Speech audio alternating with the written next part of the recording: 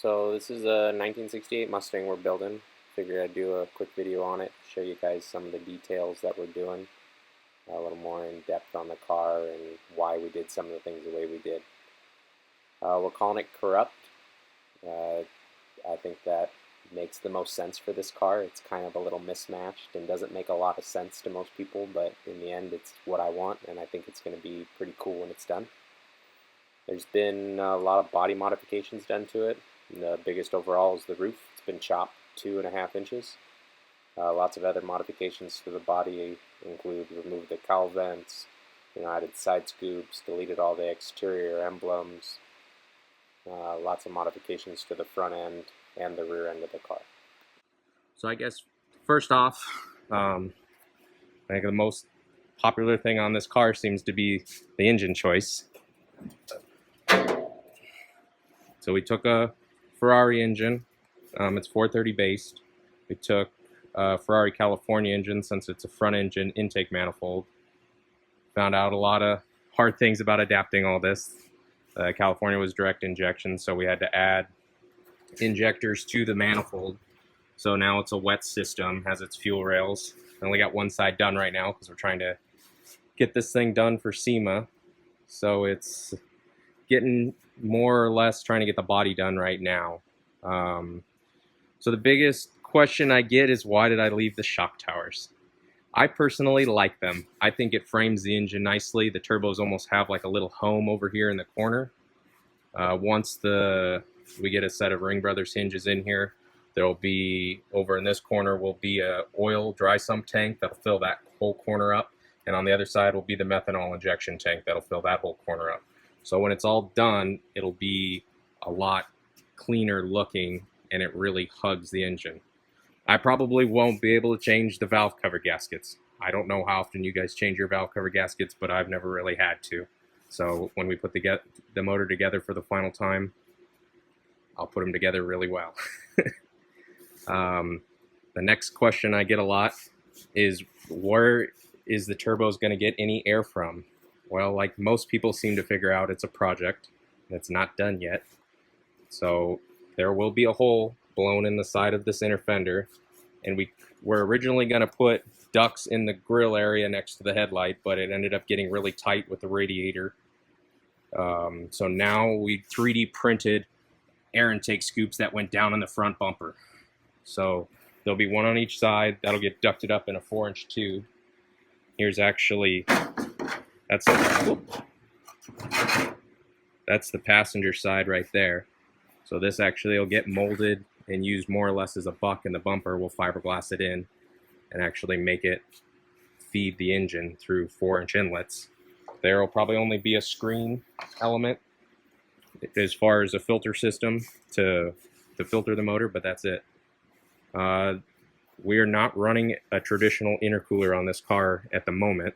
We're going to be using methanol injection.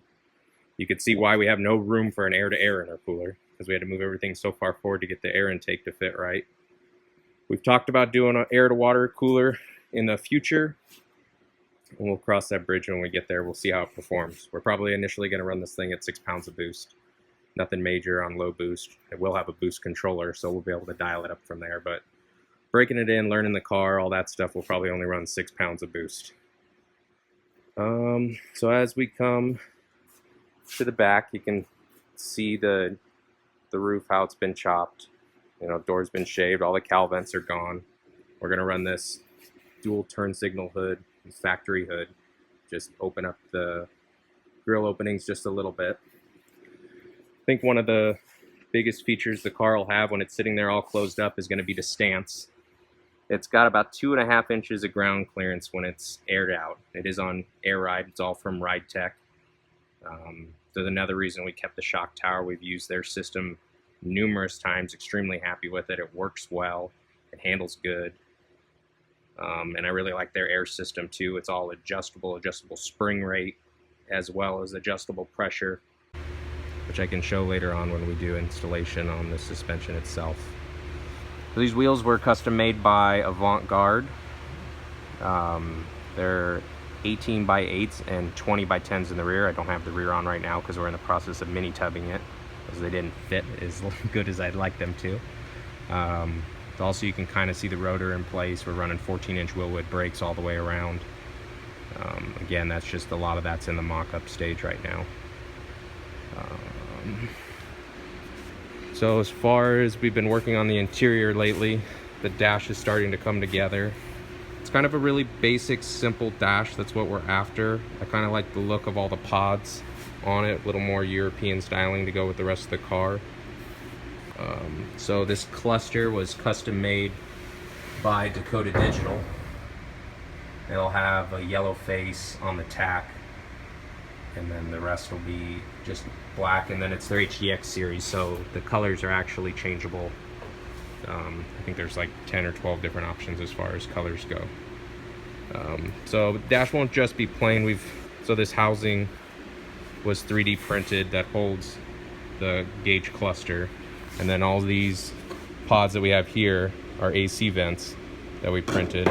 So I got 3 of them made. I need to make 1 more, but to give you the idea, there'll be 1 there, and then there'll be, 2 in the middle, and then 1 on the further end. So it'll get a little busier once that's all done. It'll eventually get wrapped in suede or Alcantara or something like that to kind of go with the rest of the interior that we already have partially made.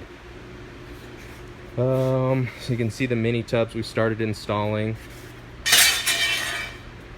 It's got the RideTech rear suspensions already all in place. The rear of the car has pretty much been made from scratch. So it's got a kind of a laid back Shelby-ish looking spoiler built into the trunk. The quarter extensions are all steel. The bumper's part of the car. It's got ground effects made into it. We'll eventually make carbon fiber ground effects or splitters that will go underneath. The taillight should be a pretty cool feature on this car. Everybody seemed to like 3, so I ended up going with 3 instead of 2 on each side. However, they'll be acrylic, and that's pretty much what they'll look like when they light up. They'll be completely see-through except for just the face, so it should be a pretty interesting look. They almost kind of look like lava with the red LEDs in them. So I still have to have, that one's just a prototype. I've dropped it a couple times too, so it's broken on the top. I'll have to make some buckets, 3D print something up, and then get that all bonded in there before it goes to paint. But I'll probably have at one point soon, hopefully, a video of them working, something with them together. So and then I guess on the rear window, that would be the only other thing. If you're used to a 67 or 8 Mustang, the windows are typically kind of Frenched in on the sides, where this one isn't. It's more flush like a 65, 66. And that's when we chopped it, we pretty much laid the window back, and that's kind of what got us that look. So factory glass will fit in the back. This is kind of a sneak peek of the interior. It's gonna have some mustard yellow in it. That's gonna be kind of the theme of the car. The car will be a dark silver, almost a charcoal. That will have some mustard yellow accents here and there, calipers, center caps, and some other little details throughout the car. So that's where we're at right now. We got a long ways to go. Trying to get to paint here in about a month. So once we get this body wrapped up, we'll start taking stuff apart, and then while it's at paint, we'll put the engine on a stand and figure out how we're going to make it run. So get all the electronics figured out and wired before it ever goes back in the car.